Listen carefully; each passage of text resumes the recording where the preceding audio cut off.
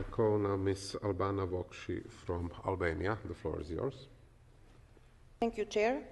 I will speak on the approval of the criminal code in Albania and the Chilean effect on the media. This week, on Tuesday night, after midnight, the Albanian Parliament adopted amendments to the criminal code that contradict the findings and recommendations of the Council of Europe itself. Only a few months ago, Council of Europe facilitated working groups, the dialogue platform for freedom of expression. Independent legal experts reached a clear, unanimous conclusion.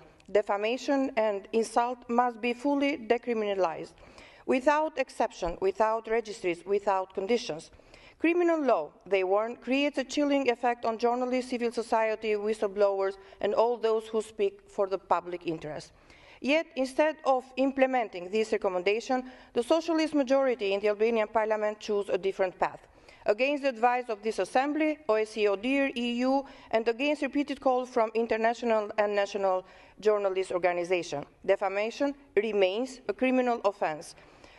Protection is made selective and conditional. Legal uncertainty is deepened, and the risk of intimidation through criminal proceedings is preserved. As we speak, 77 journalists in Albania face criminal defamation charges by ministers, mayors, by former prosecutors and judges dismissed through vetting process. This is a threat to freedom of expression and to journalist safety. European standards are unequivocal. Defamation and insult must be addressed, if at all, only through proportionate civil law. It is a direct deviation from the Council of Europe standard, from Article 10 of the European Convention of Human Rights, and from this Assembly's long-standing position that criminal law must never be used to regulate public debate. The criminal code was voted, among others, by deputy prime ministers whose parliamentary immunity is currently being blocked to preserve her arrest, to prevent her arrest, despite a formal request by special anti-corruption prosecution. The irony is painful. In Albania, an ordinary citizen risks prison for parking double row in a wrong place, while a deputy prime minister, under investigation from procurement violation worth 1.1 billion euros, remains untouchable and votes on the criminal legislation.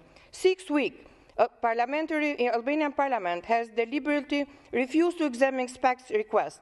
Lift immunity of Ms. Baluku. Meetings were cancelled, agendas suppressed, deadlines invented, and even an entirely unrelated constitutional court request was used as a pretext for delay. This has never happened before since the justice reform. At the same time, Parliament rushed after midnight to approve a criminal code that tightens criminal pressure on speech and citizens, and while shielding power from accountability. This is not just hypocrisy. It is a systematic inversion of rule of law, harsh for the weak, paralyzed for the powerful. If this Assembly tolerates such obstruction of justice, the credibility of Albanian justice institutions